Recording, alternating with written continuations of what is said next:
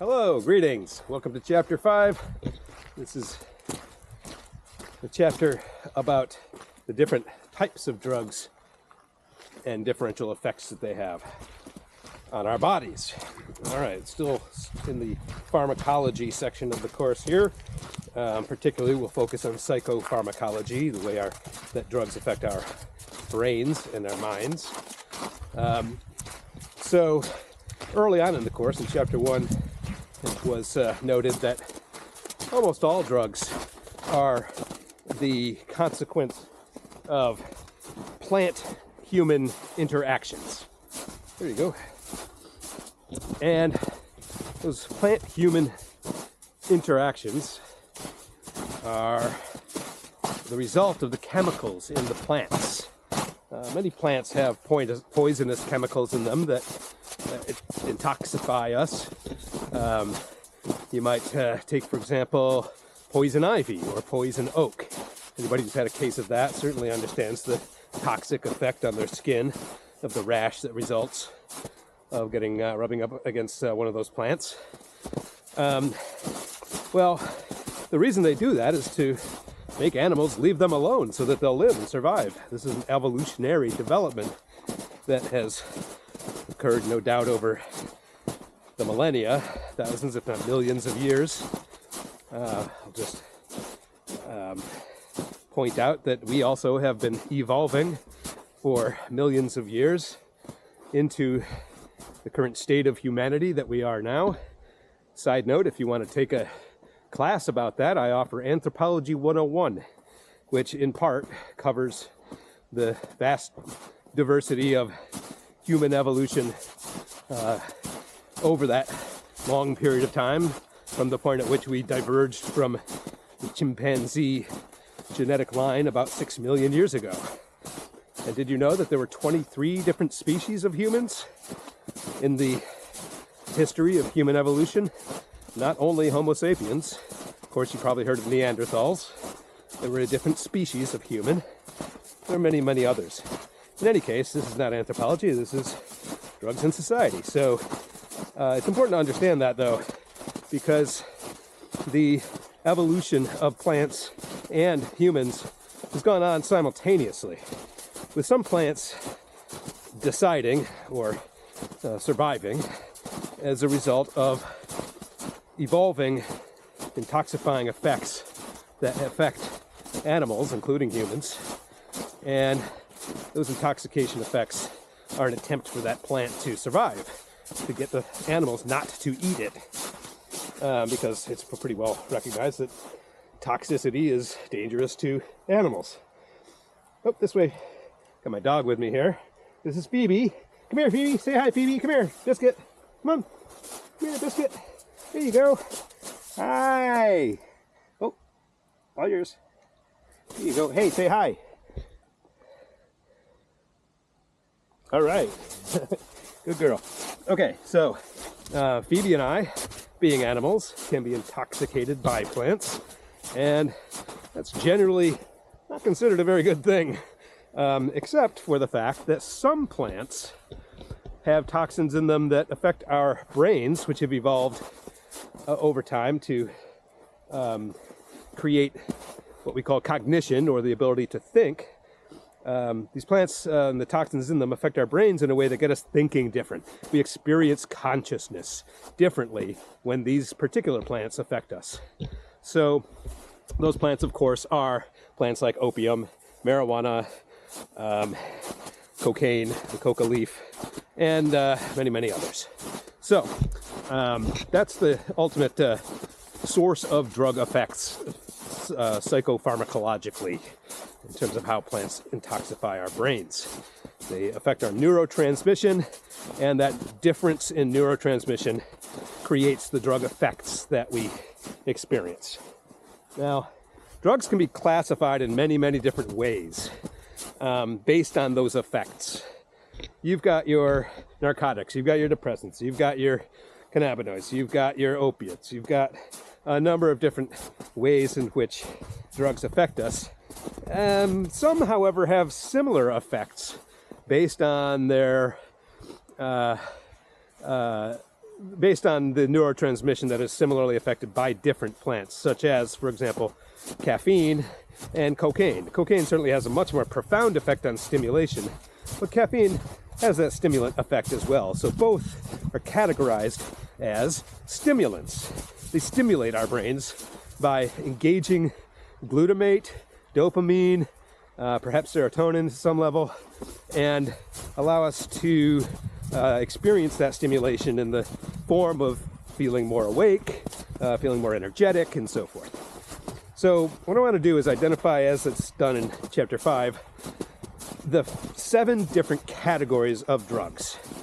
And I've come up with another acronym. You know I like acronyms. This acronym describes the way in which drugs affect us. And different drugs can be categorized into each one of these categories, with a couple of exceptions which only include generally one drug. Okay, so the acronym that I'm using for us to identify the 7 different drug categories is PODCAST. Easy to remember, right? PODCAST. What does PODCAST stand for? The P in PODCAST stands for psychedelics. Psychedelia, or hallucinogens, give profound consciousness-changing effects as a result of their intoxication on the human brain, and that includes hallucinations, a loss of ego, a sense of oneness with people and things around us, and so forth. They are being used psychotherapeutically lately to treat mental disorders such as depression to varying effect. We'll talk about that as we get into those particular drugs that belong to that category. Those drugs would be LSD, magic mushrooms or psilocybin, to some extent ecstasy, MDMA.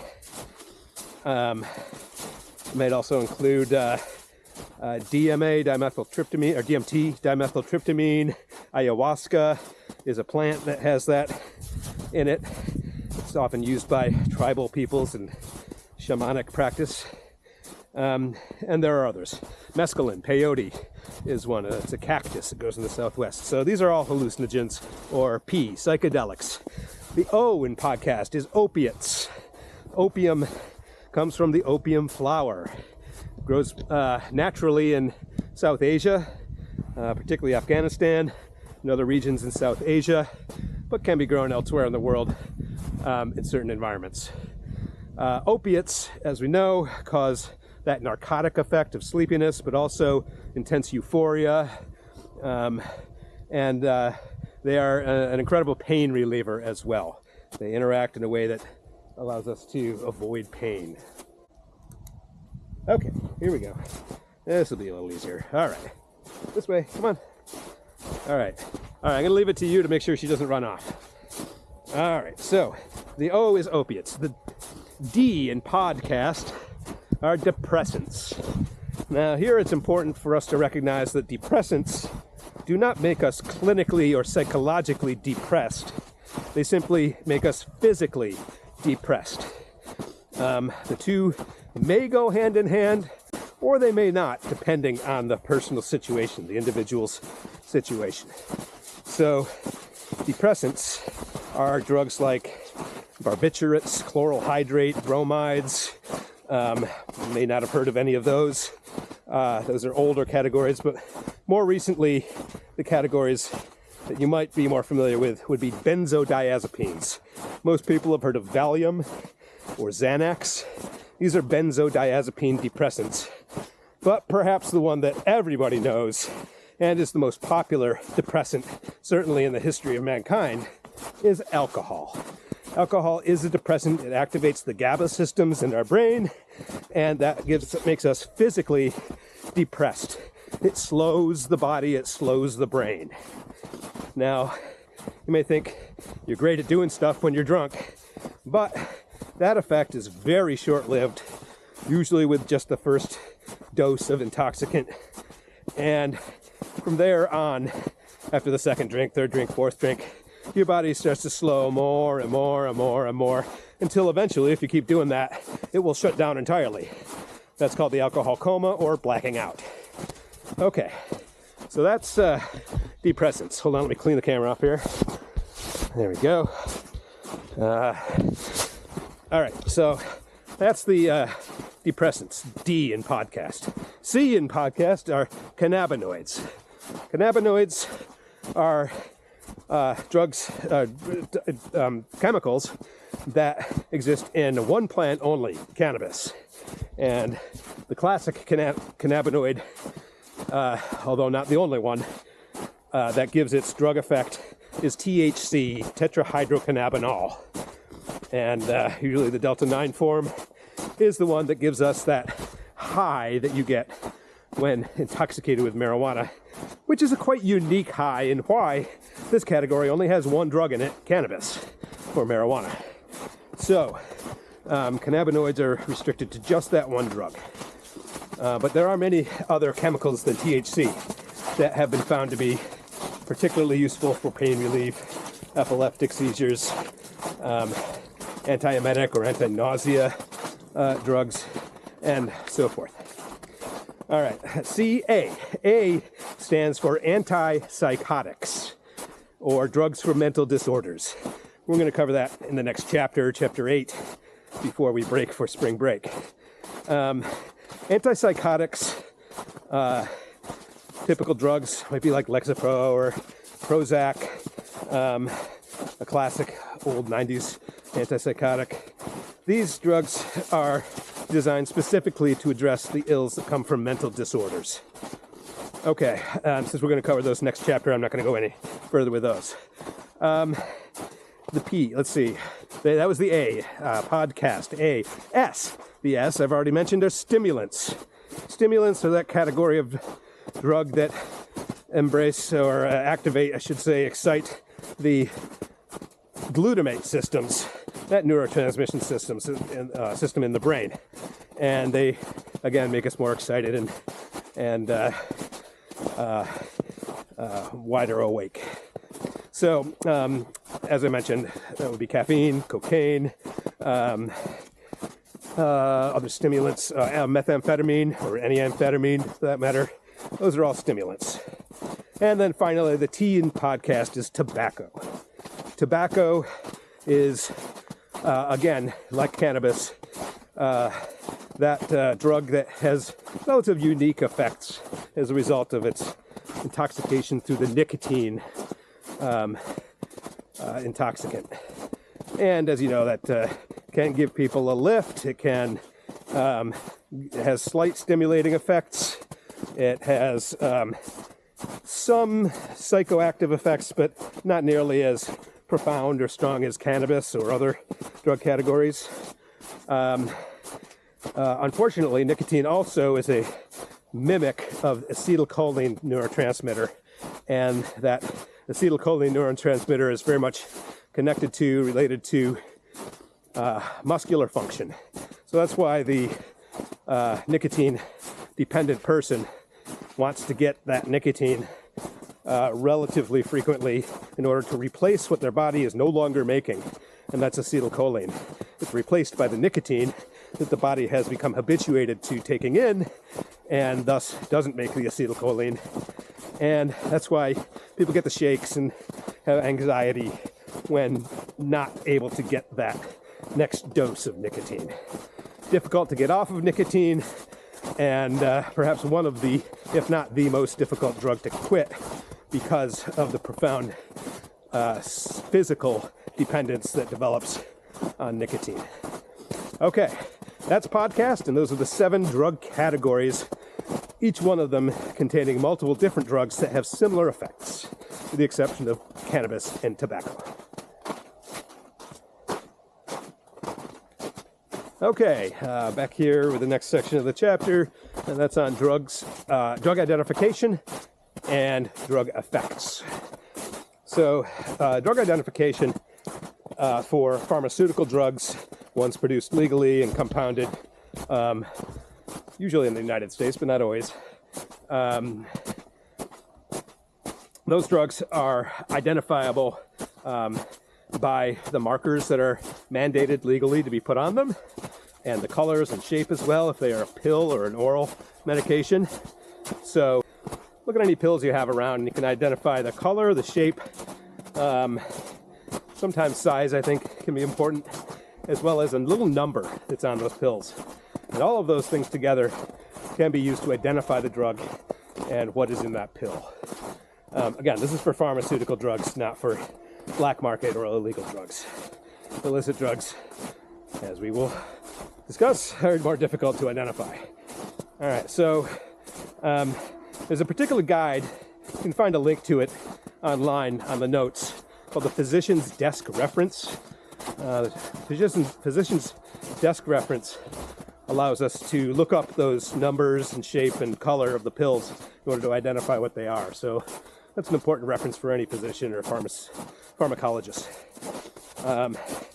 So other than the pharmaceutical drugs, of course, especially when it comes down to the recreational drugs, are the illicit, illegal products that are purchased on the black market and in perhaps what you might call gray markets as well.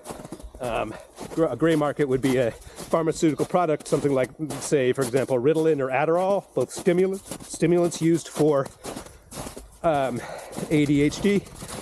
And when those are prescribed by a doctor and then not used by a patient and then traded or sold to other people who do not have a prescription, that would be deviant drug use, of course, as defined in Chapter 1. And that would not necessarily indicate that the pills are what they are, because they're not coming from a pharmacy. Ooh, beautiful view out here of Coolville Pond. Incidentally, I'm walking with my dog here right across the street from my house at a small summer camp for kids called Camp Fiver. It was started by a Colgate graduate many, many years ago. And this little spot here is incidentally where I learned how to swim many, many, many years ago. So I'm very fond of this area. It just happens to be where I relocated when I moved back to the area, and love going for walks here with my dog. All right, let's see, drug ID and effects. Oh, the effects of drugs can be broken down into three qualities. The specific effect, which has specifically to do with the physical outcome of the intoxication. For example, you smoke weed, your eyes dilate, your heart rate goes up. Those are specific effects that typically can't be avoided, regardless of who you are, although there may be slight individual variances. So that's a specific effect. The non-specific effects are those effects that may have to do with the psychological or behavioral effects. How does it make you feel? How does the drug relate to certain behaviors? Laughter, for instance, when you're smoking weed. Does everybody laugh? No. Depends on the situation. The situation and the context is vitally important to determining the non-specific effects. And then, of course, you might have heard of this next category, placebo effects. A placebo is a drug that is not a drug. It's what we believe to be a drug and can have effects on us, yet there's no pharmacological substance in the substance that you're taking that should create the specific and non-specific effects. And yet, often people will experience those effects regardless of the fact that there's no drug in the drug. It's a fascinating aspect of the human mind that we can fool ourselves into having a drug effect that without the actual drug. Don't confuse potency and toxicity. A drug that is remarkably toxic with very small amounts, such as, for example, LSD, it requires a tiny, tiny dose to have a pretty profound effect. See, it's a very potent drug, but if taken in small amounts, perhaps wouldn't be very toxic. In fact, in Silicon Valley in the 1990s and 2000s, there was a trend amongst tech bros out there, the leading CEOs in the tech industry, of microdosing mushrooms and LSD. Microdosing is taking just enough of the drug as to barely, or maybe not even feel its effects. They argued that it made them more creative, allowed them to open their minds to new possibilities and so forth. But in studying this and measuring the effects, it was determined that there really is no such thing going on. They're taking the drug in too small a dose for it to be toxic. So despite the fact that it has a high potency, depending on amount, of course, that will determine toxicity. This is another thing about drugs. Individuals vary, right? So depending on who you are, you may have to take a higher dose in order to receive the same effects as somebody else. Those effects, well, let's take alcohol, for example.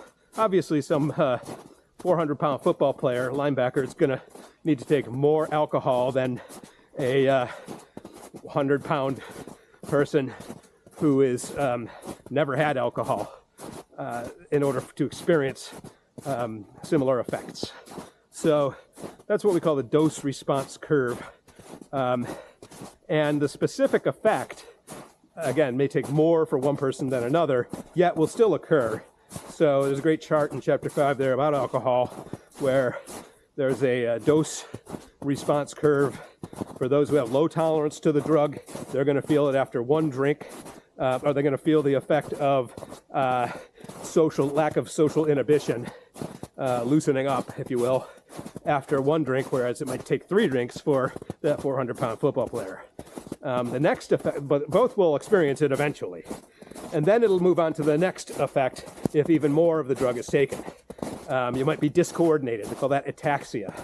Discoordination, stumbling, slurring your words, that kind of thing. Again, will take more for the person who's larger, the person who's eaten something before drinking, etc., etc. And then you can move on to the next specific effect, which would be coma, blacking out. So take a look at that chart in chapter 5. Next topic has to do with time course. Some drugs don't affect you immediately and require a certain amount of time for the effects to start to reveal themselves. Really, this is all drugs, but some drugs are more less time sensitive than others. Phoebe, come on, come here, come on, Phoebe, Biscuit, come get it. Here she comes. Yay, good girl. There you go. All right. One important story to tell about time effects has to do with edible marijuana. Edible marijuana, or edibles, are notorious for people overdosing on because they'll eat an edible, they'll take the amount recommended by either the provider or a friend, and then they won't feel anything for 25, 30 minutes. And they go, oh, I'm not feeling anything. I must not have taken enough. So they eat another one. And another half hour goes by, and they're just starting to feel it. And maybe they go, oh, I'm only feeling it a little bit. I'll try another half of one. And then end up 3 hours later in the hospital because they've overdosed. Now, it may not be necessary to go to the hospital. Overdosing on marijuana will not kill you. But people unfamiliar with it certainly can experience profound hallucinatory effects, paranoia, a certain kind of marijuana psychosis, and especially if it's a new drug to that person. So be wary about edibles. Give it a chance. If you're ever going to try them, don't overdose and make the mistake of not waiting long enough to experience the effects. Okay, so another aspect of drugs is how do they get into our bodies and into the brain? All sorts of different ways, right? This is what we call routes of administration, are basically can be narrowed down to 4 routes of how drugs get into the body. You can ingest them, oral ingestion. Take them into your mouth, down your throat, into your stomach, where they're digested, they get into your intestines, and then they are absorbed into the bloodstream from there. The edible is one of those types of drugs. It takes longer for a drug to affect you if eaten than if directly administered into the bloodstream. Okay, that brings me to the second method, and that's injection. You can inject drugs into the body, either into the bloodstream, that's called intravenous injection, or you can inject them into the muscles. Less effective and less fast, but possible. So that's intramuscular injection. And IV or IM injection certainly will get you a faster dose of the drug to the brain, because that's ultimately what's happening. Is whether you ingest it or you inject it, the drug is going to it's going to get to the brain through the bloodstream, and that's where it's going to produce the psychoactive effects. Okay, so another route of administration, I said there were 4, is inhalation, taking the gaseous form of the drug into the lungs. This can be either smoke or vapor, and either way, your lungs will absorb the drug into the bloodstream directly, and it will go straight to the brain. There's a nice handy diagram on the, nice handy diagram in chapter 5 and on the notes on the website about these different forms of routes of administration. Oh, and there's a 4th, and that's called topical administration. Topical means you're putting it on top of your skin or an exposed membrane. What exposed membranes are there? I'll sign out here. They like to know who's walking on their property. What exposed membranes are there? Well, there's the skin, but not much gets through the skin. It's a pretty non-porous part of the body, but eventually it will absorb. So nicotine patches, for instance, might absorb slowly through the skin to relieve that craving. But more quick would be open membranes, membranes that are mucousy or wet, as you would find, for example, in the sinuses or in the, a little bit gross, but in the rectal cavity. The practice of boofing, B-O-O-F. Look it up, but probably not safe for work. Okay. Cocaine is snorted into the nasal cavity, where the drug goes to the mucous membranes in the sinuses and is absorbed there through the sinuses. This can do enormous damage to the nasal cavity. Many long-term dependent cocaine users do eventually have to get some kind of nasal or throat surgery as a result of the damage they're doing, because cocaine is an acid. Hydrochloride, cocaine hydrochloride is an acid. As opposed to crack cocaine, which is a smokable form of cocaine, and that would be inhaled. And then alcohol can be boofed. Again, don't want to go too far into that. Okay. So that's a routes of administration, how drugs get to the bloodstream. From the bloodstream, of course, the drug chemical is taken to the brain. And once it gets past the blood-brain barrier that the astrocytes or the glia cells have control over, they can get into those neurons and start to affect neurotransmission. And that's how drugs get into your brain and how they can affect our brains. All right. Yes, one last thing about the chapter has to do with drug deactivation. How do drugs get out of our system? Well, they get out of our system through metabolizing them. There are several organs in your body that are responsible for metabolizing and then removing drug compounds from your body. But primarily the organ that's important is the liver. There are enzymes in the liver that will take drugs apart and essentially decompose them and then remove them through the urine, through the kidneys. So that's how drugs are deactivated. Now, this is related to drug tolerance. Drug tolerance is that effect that happens when your drug enzymes start to build up. You start to develop more and more enzymes in your liver to metabolize a drug that is constantly being put into your body. So when you get habituated to a drug and become dependent on it, you need to take more of that drug, largely because of that tolerance building effect, which means that more and more enzymes are taking the drug apart faster, and that you are not going to get as much of an effect from the drug in the same amount as you would have prior to using it very frequently. Okay, so that wraps it up for the chapter. I'll come back in a minute and give you highlights of Chapter 6. Highlights from Chapter 6 in High Price, and that's about drugs and guns. Hi, I'm back from the walk now, and I just wanted to make a few comments on Chapter 6 of High Price, titled Drugs and Guns. That chapter is, frankly, a little bit disturbing in terms of some of the things that he was involved in as a teenager, holding people up by gunpoint, burglaries, robberies, theft, and so forth. Things that clearly he's not proud of, but were formative aspects of his life. He was hanging out with a pretty rough crew. But I think what's most important about that first section of the chapter, as he describes those things, was that he was doing that not because of drugs. Drugs were not the cause of the crime and the problems in his neighborhood, as he continually says throughout the book. They were an antecedent. They went along with, or maybe just a corollary. They went along with the poverty, the crime, and so forth. But they were not the cause of it. I think it's quite clear that he says the reason why he was doing those things was to earn the status and respect of his peers. These are social causes of behavior, and psychological causes. They weren't due to the drugs. Secondly, in that chapter, he gives a description of the drugs that he first used. And I'm trying to recall, I think the first drug he encountered was alcohol. Clearly, because of his experience with his father, he did not take to it.